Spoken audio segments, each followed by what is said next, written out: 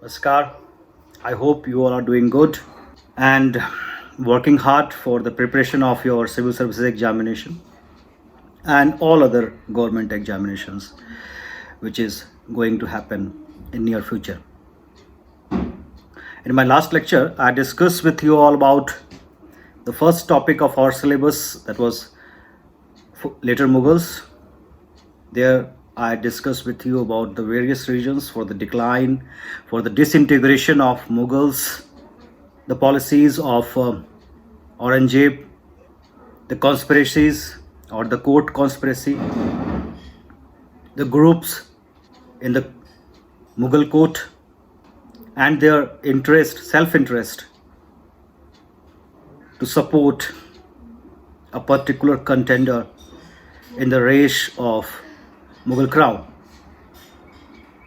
We understood the situation that when the king is not in a position to manage the affairs, the power is being taken by someone else. We understood the situation that the decline actually starts from the point when the king was incapable. The king is dependent on anyone else to manage his state affairs. He could not sustain his supreme authority for a longer period. And this is the bitter truth. And especially when I talk about the Mughal administration, it is completely dependent on the capability of the king, because it is a centralized administration. King is the administrative head, king is the head of the justice, king is the head of the army as well. Whenever there is a capable person in the crown, he could manage the affairs efficiently. He could start the reforms in a very good manner. But whenever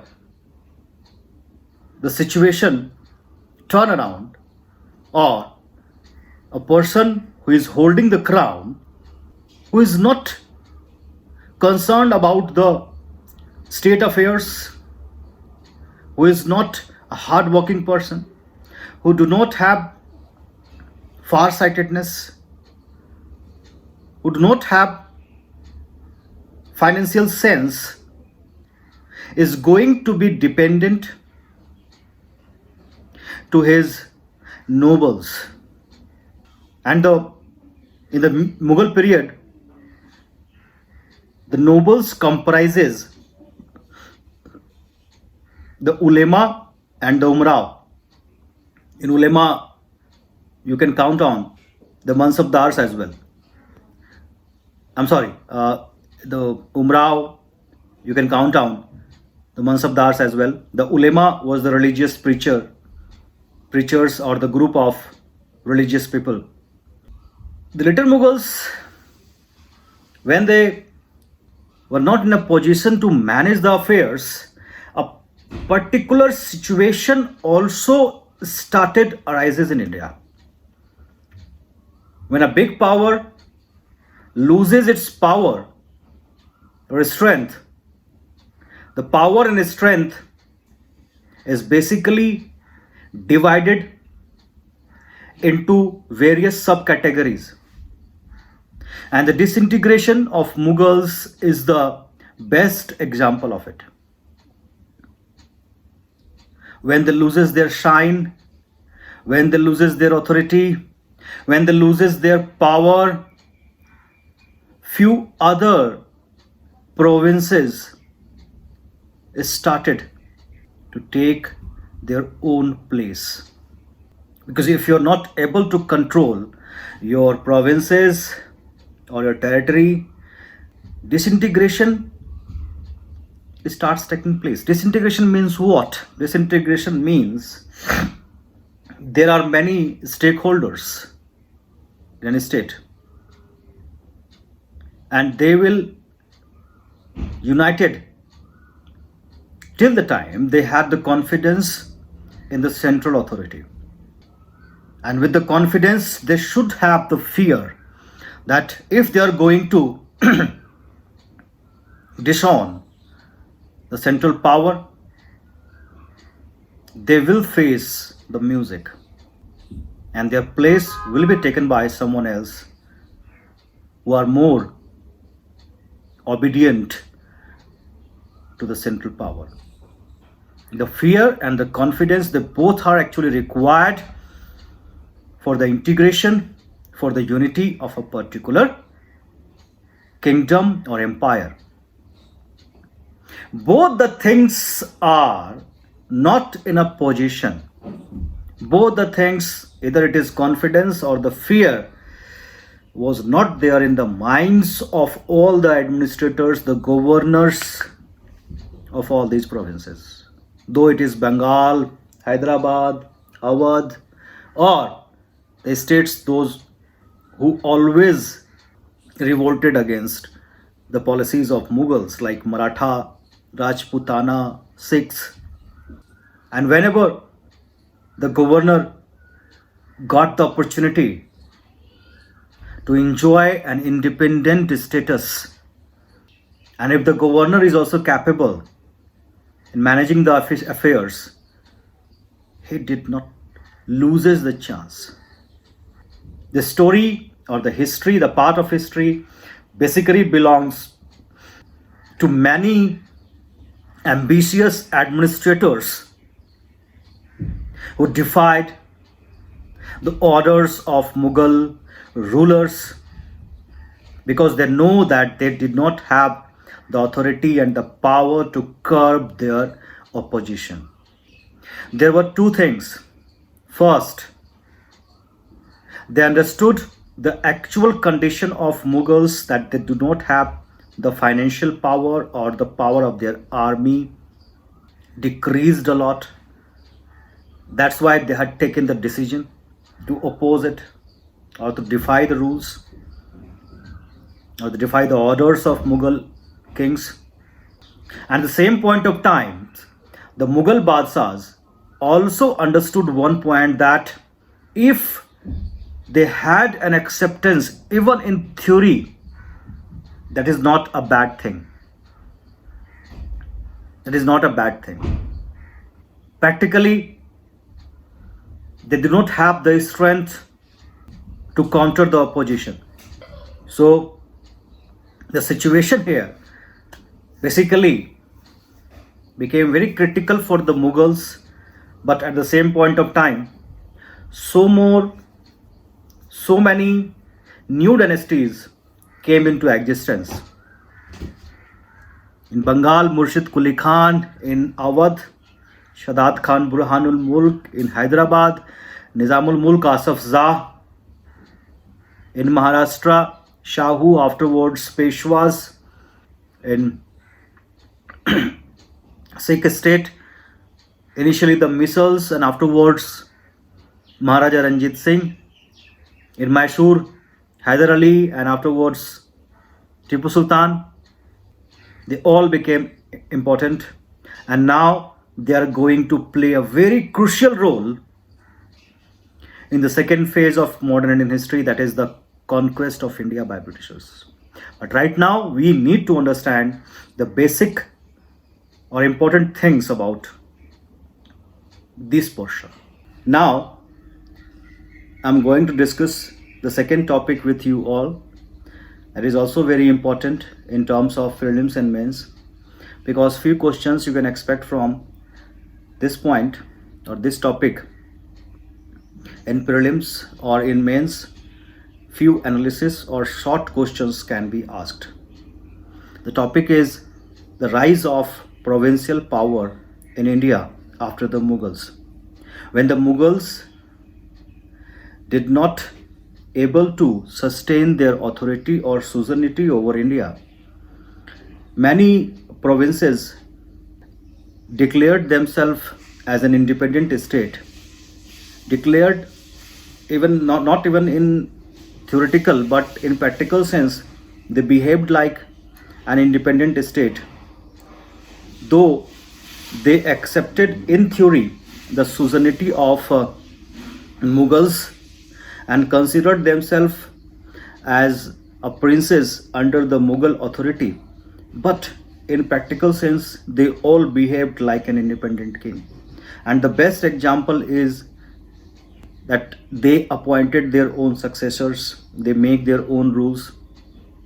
The taxation system was also adopted, and few other reforms were also carried in their particular states. The first state which need a discussion in greater detail is Bengal. Bengal is considered as one of the most fertile territory of India, as well as it is basically a center point for all trade and commercial activities. Bengal is the combination of Bengal, Bihar, and Odisha.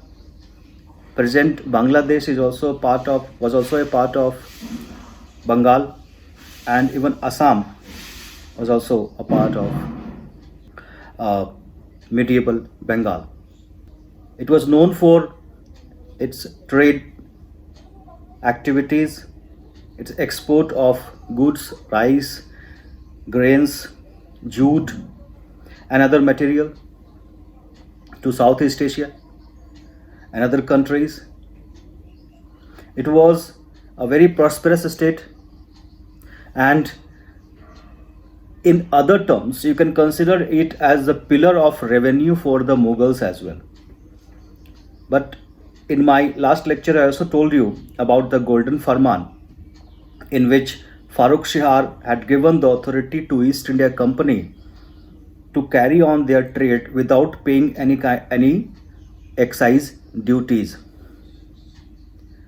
That proved as a debacle and a major cause for a tussle between the Nawab of Bengal and the East India Company.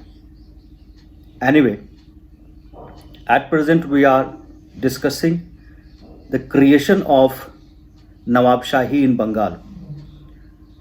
The first person which needs our attention is the Murshid Quli Khan.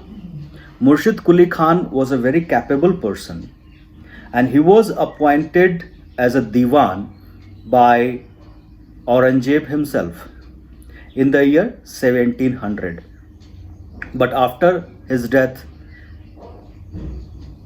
he was appointed as Sub-Subedar and further as a Subedar or governor of Bengal. You can say it in different terms, Nawab Nazim in the year 1717 during the tenure of Farrukh Shah. Murshid Quli Khan adopted the policy of suppression for the rebellious Jamindars. Few rebellion also took place during his time.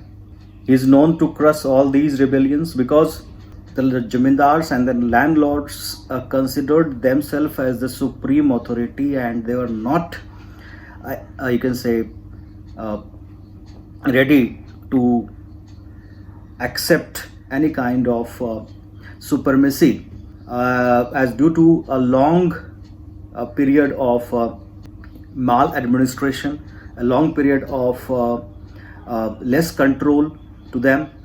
They now not ready to follow any instructions from the center or from the official of the Mughal Empire. The next ruler is Sarfaraz Khan. Sarfaraz Khan did not get any time to rule. He just got only 1 year. He was a pious Muslim.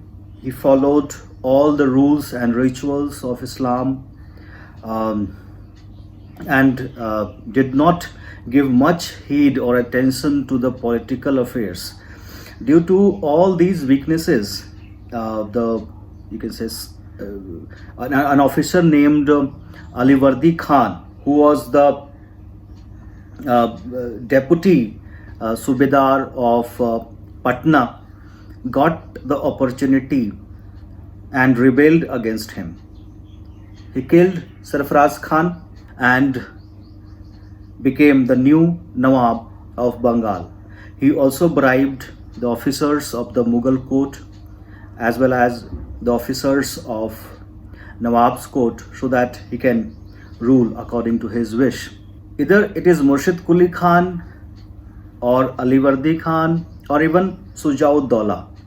They all were considered as a very capable Nawab because till their time, the foreign powers like Britishers and French did not get any chance to expand their authority in the territory of Bengal. Alivardi Khan was the person who faced all the invasions from Marathas because Maratha used to attack the territory of Bengal, especially the Odisha. You can say so many times. He also agreed to give them Chauth and Sardeshmukhi, though in few times he also able to defeat them, but it was a temporary solution. He had to make a proper arrangement or a permanent settlement with the Marathas, and he agreed to give them Chauth and Sardeshmukhi in the territory of Odisha. Though Marathas controlled that territory according to their wish, but for a period of time he succeeded in getting a kind of peace from Maratha's invasion. Now after Alivardi Khan, Sirajud-Dawla became the new Nawab of Bengal, and from Sirajud-Dawla's tenure only, the problem between the Nawab and the British East India Company started. And he was the Nawab who fought the Battle of Plassey with the British East India Company.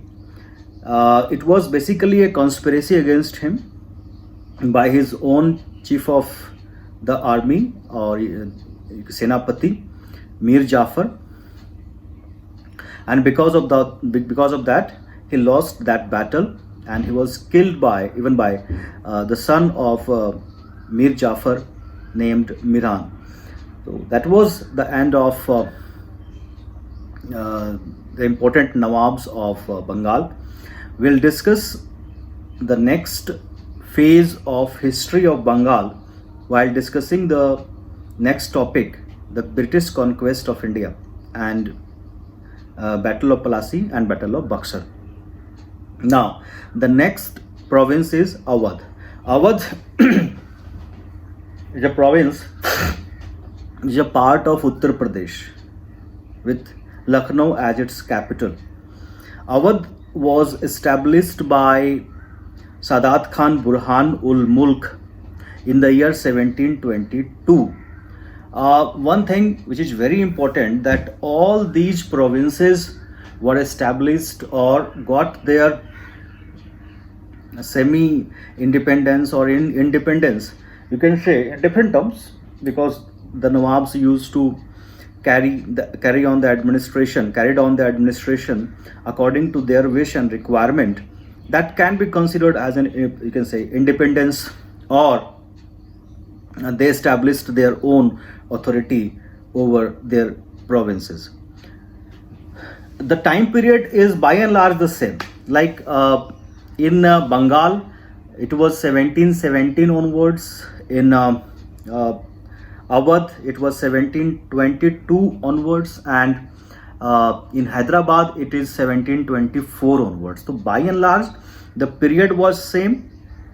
After the death of Farrukh Shiar, majority of the provinces got their due required or due desired position. Now, Sadat Khan Burhan ul Mulk is known in Indian history for 2-3 major things. First thing is, he tried his best efforts. He's tried his best effort to manage the fiscal affairs of Awadh. He was basically the founder of Awadh Nawab Shahi. He ended the administrative authority of Jagirdars, because Jagirdars were there to, you can say, manage the revenue affairs, but the administrative affairs should be there in the hand of the authority or the state or the center. He ended that process, and he also implemented few more administrative reforms. One more thing I wanted to add here is that all these before the Awadh's, you can say, discussion, I want to add one more thing about Bengal, that all the Nawab of Bengal also focused for the development of trade and commerce. They believe that the economical development cannot be dependent on agriculture only, and but for the you can say any kind of development, agriculture can be a base, and for that and for the development of agriculturists, they also given Takavi loan. Takavi loan is a short-term loan that can be taken by the peasants for their short-term requirements, like to buy their fertilizers, to buy any kind of agricultural equipment, or any sort of requirement. They can take that loan from the Bengal Nawabs or Bengal administration. Now, coming back to Awadh, Shadat Khan Burhanul Mulk was a capable administrator. He tried all his efforts for the regulation of fiscal work. He controlled the Jagirdars and the reckless growth of Jagirdars in his territory. He also controlled the rebellious Jamindars. He defeated them all. But one important event became a cause for disgrace, and that was the event when Nadir Shah invaded India. When Nadir Shah invaded India, there was some kind of conversation took place between Shadat Khan Burhan Mulk and Nadir Shah, when Muhammad Shah, the ruler of Mughal, or the Mughal ruler, sent him for negotiation of peace treaty. Then he basically poisoned Nadir Shah. He poisoned his ears and given him the wrong information, because Shadat Khan, the Nawab of Awadh, and the Nawab of Hyderabad, Nizam, did not had a very cordial relationship. So Shadat Khan poisoned the ears of Nadir Shah, and he instigated him to attack Delhi so that he can get maximum number of war booty. Because according to the peace treaty with Muhammad Shah Rangila and Nadir Shah, approximately you can say 5 million rupees was fixed as war indemnity or war compensation, which Muhammad Shah was agreed to give. The 5 million was somewhere around 70,000 US dollars. So you can easily understand that it was a huge amount, but he told Nadir Shah that that is basically a very small part of the treasury which Muhammad Shah is having. So you should attack Delhi. And because of his instigation, Nadir Shah captured Muhammad Shah Rangila, and he took him as a captive to Delhi. And because of some tussle with the citizen of Delhi, a huge bloodshed took place in Delhi. That is basically known to everyone, that his army looted and killed the citizens of Delhi for at least 3 days. And that was the reason. And when he was asked the amount which he promised to give to Nadir Shah, according to few historians, he consumed poison and died.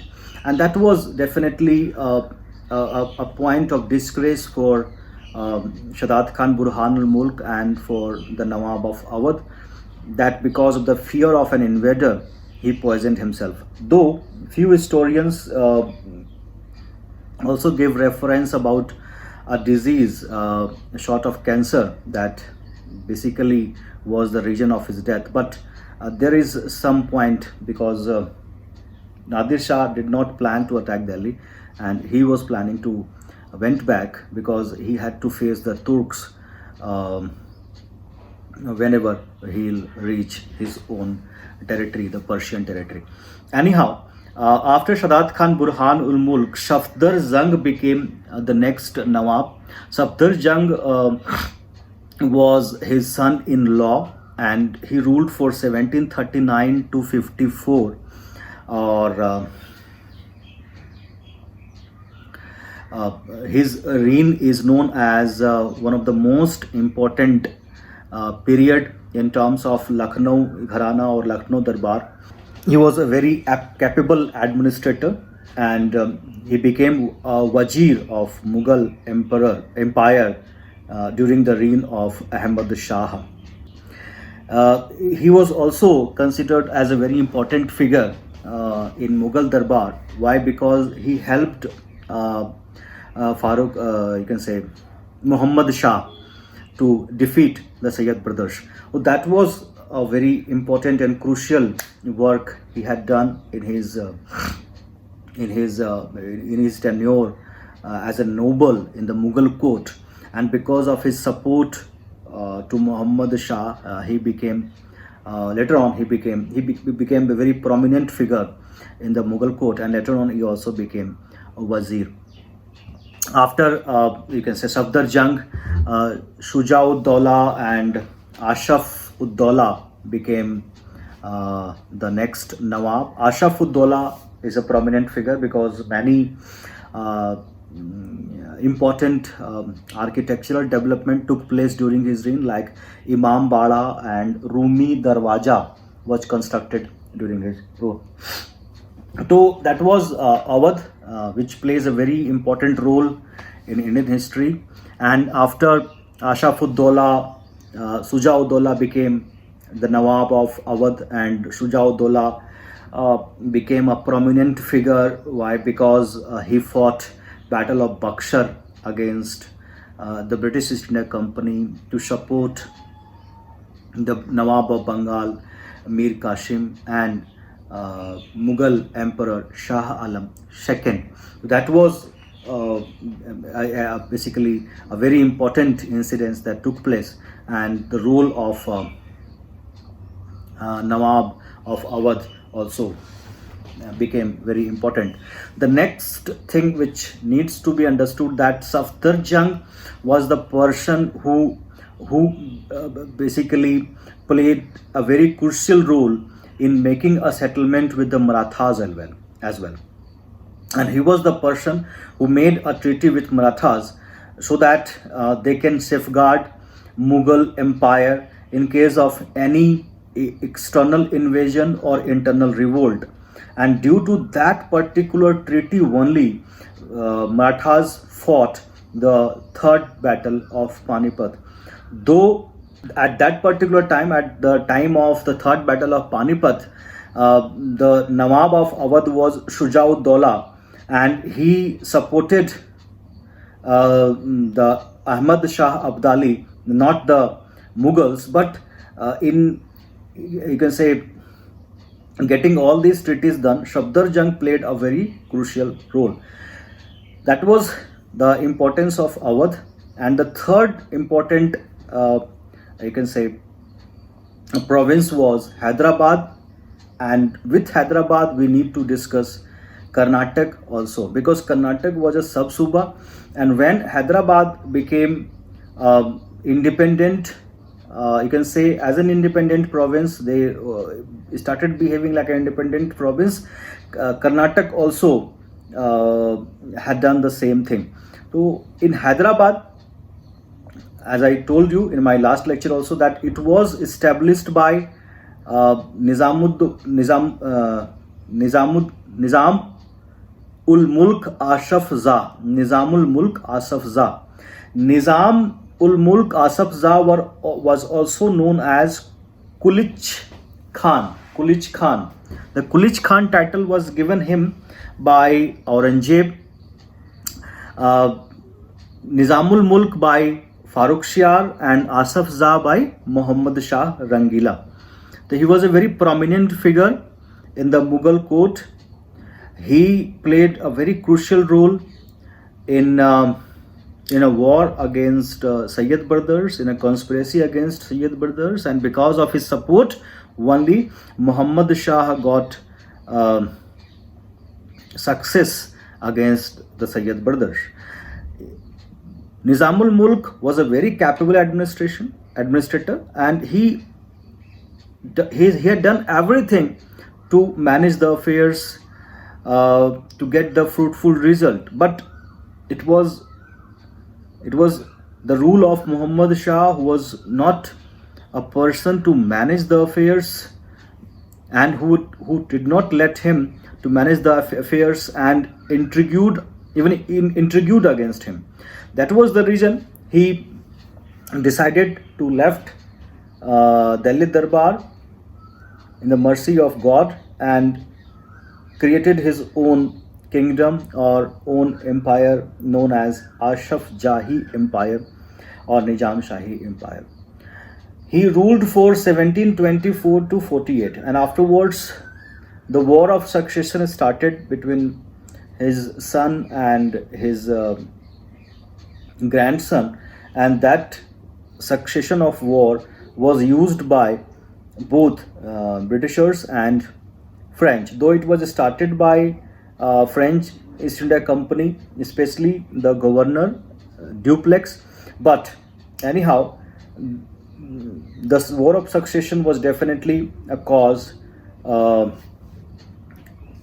the, you can say, interference of foreign companies in the affairs of Indian provinces. Now the Carnatic, Dost Ali was the ruler, Dost Ali was the governor, but he also behaved like an independent king, and you can say appointed his successor. He appointed his own nephew, Nawab Anwaruddin, as a new, you can say, Nawab of Karnataka. And Nawab Anwaruddin was the person who fought with the French governor Dupleix in the first Anglo-French war. The name of the battle is Saint Thome, the War of Saint Thome, in which Nawab was defeated by Dupleix, and that was the time when Dupleix came to know about the weaknesses and the strength of the army of Indian provinces, and from that point of time he decided to utilize his strength against to gain the political hegemony in India. So these are few you can say provinces which needs to be understood. In my next lecture I'll discuss the Marathas, especially the Peshwas and the Mysore under Hyder Ali and Tipu Sultan. Till then, please follow the instructions of government, follow the rules of lockdown. Now you have to understand one important thing, that till all the countries, those who are trying to get the vaccination of corona disease are going to get success, we have to live with corona. We have to manage it. We have to, you can say, make all our arrangements, like we should follow the instructions, we should adopt the process, like the mask and the gloves and sanitizer are going to become a very important part of our life. So please understand this, and please be safe. Please take care of yourself. Please take care of your family members. Till then, namaskar.